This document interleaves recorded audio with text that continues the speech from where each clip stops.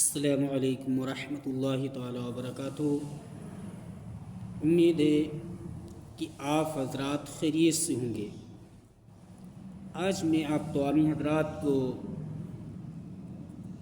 غسل کی ایک بہت اہم غلطی بتا رہا ہوں جو ہمارے بھائی لوگ اس غلطی پر توجہ نہیں کرتے ہیں اور اسے غلطی کو کرتے ہیں تاکہ ان کا غسل مکمل نہیں ہوتا ہے۔ تو عام طور سے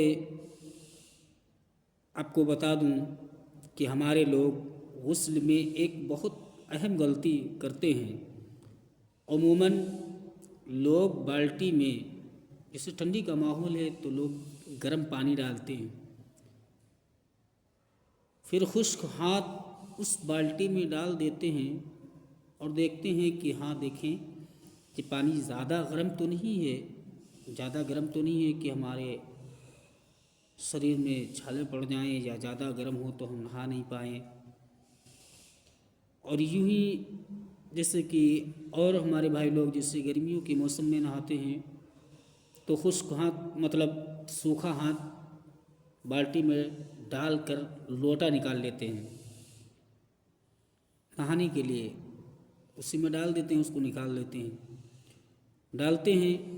جو ہی اس میں خشک ہاتھ پانی میں ڈالا، اب اس پانی سے غسل نہیں ہوگا، کیونکہ آپ نے اس پانی کو پاک و صاف بالٹی دھو کر کے بھرا تھا مگر پانی سے ہاتھ نہیں دھلا تھا۔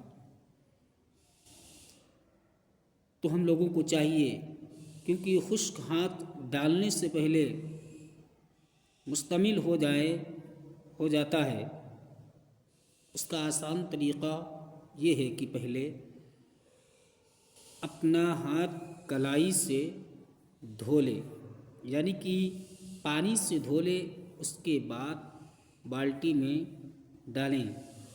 یہ مشتمل نہیں ہوگا، یعنی کہ پانی مشتمل نہیں ہوگا، اس سے آپ کا غسل ہو جائے گا اور آپ کا پانی صحیح رہے گا، مکروہ نہیں ہوگا۔